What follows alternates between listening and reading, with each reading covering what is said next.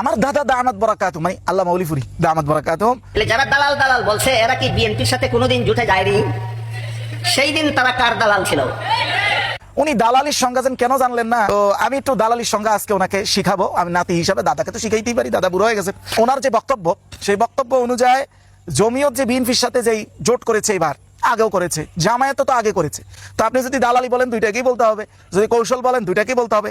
ওনার কথাটা হচ্ছে যে যারা আজকে এটাকে দালালি বলে, যে সময় তারাও জোট করেছে তখন তাদের চোখ কোথায় ছিল? আমার দাদা জান যে দালালি কৌশলের পার্থক্য জানে না, এটা একটু বুঝাই। আগে একটা উদাহরণ দিই, তারপরে আমরা জমিয়ত আর জামায়াত এটার মধ্যে আসবো পরে। আগে একটা উদাহরণে আসেন।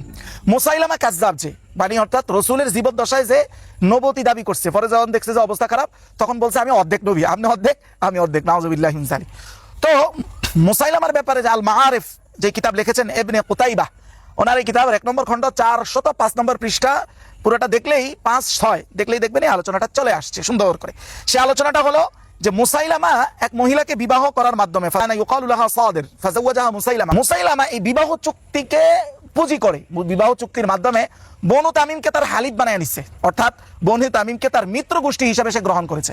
আপনি অপরদিকে দেখেন একইভাবে মুহাম্মদ রাসূলুল্লাহ সাল্লাল্লাহু আলাইহি ওয়াসাল্লাম নিজে অনেক কাফের গোত্রকে তার চুক্তিভিত্তিক সম্পর্কের জায়গা থেকে গ্রহণ করেছেন।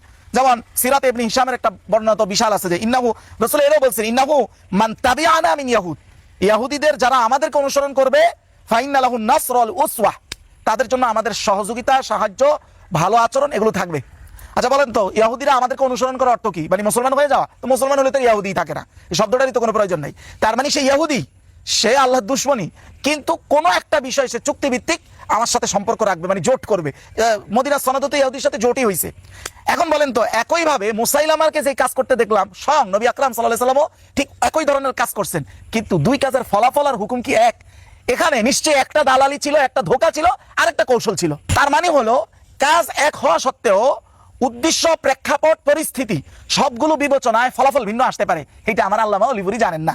এবার আসেন, আপনার প্রশ্ন হইতে পারে ঠিক আছে ভাই, জমিয়ত জামায়াত একটাকে দালালির মধ্যে ফেলা আর একটাকে কৌশলের মধ্যে ফেলা, এটা আপনি কিভাবে করছেন? আসেন বুঝে দেখি। জামায়াতের মূল কথা হলো তারা ইসলামী রাষ্ট্র কায়েম প্রতিষ্ঠা থেকেই তারা রাজনীতিটা করে, কিন্তু বর্তমান জমিয়তের একজন লিডার, মানে 4 খলিফার 1 খলিফা আর কি, জমিয়তের 4 খলিফার 1 খলিফা মুফতি মনির কাসিমি সম্ভবত ওনার নাম।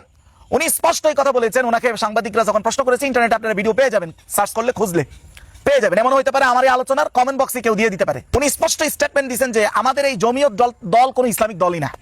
বলে তাহলে ওই যে আপনাদের নামের মধ্যে যে জমিয়তি ওলামা ইসলাম, এটার অর্থ কি? উনি ব্যাখ্যা করছেন, আরে এটার অর্থ তো হলো ইসলামের যারা আলেম ওদের দল, ইসলামের দল তো বলে নাই। মানে এটা সরাসরি জমিয়তের 4 খলিফার 1 খলিফার স্পষ্ট কথা। তাহলে রাজনীতি আপনি কেন করতেছেন? তাহলে ভাই রাজনীতি করার অর্থটাই হলো, মানে রাজনীতি সমান সমান যদি এক করতে আমি বলি এটাকে এক্সপ্লেন করেন, রাজনীতির অর্থটাই তো হলো কারো না কারো হুকুম প্রতিষ্ঠার আন্দোলন করা, হক সেটা তাগুতের হুকুম প্রতিষ্ঠা অথবা সেটা আল্লাহর হুকুম প্রতিষ্ঠা। রাজনীতি মানেই তো এটা।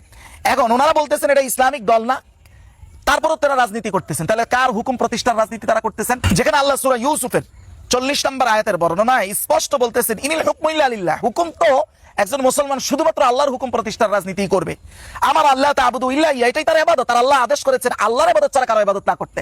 জমিয়ত কার ইবাদত করে এই ক্ষেত্রে, রাজনীতির ক্ষেত্রে? তাদের কথা হলো গণতান্ত্রিক প্রক্রিয়ায় কোনো ইসলাম কায়েম সম্ভব না। খুবই ভালো কথা, যারা মনে করে সম্ভব তারা ওইভাবে চেষ্টা করতেছে, এই ক্ষেত্রে আমাদের কোনো প্রশ্ন নেই। কিন্তু আপনি যখন বলেছেন সম্ভব না, আপনি ক্লিয়ার, তাহলে আপনি এই ক্ষেত্রে রাজনীতি করতেছেন কার হুকুম প্রতিষ্ঠার জন্য? আপনি তো জানেন যে আল্লাহর হুকুম এখানে সম্ভব না।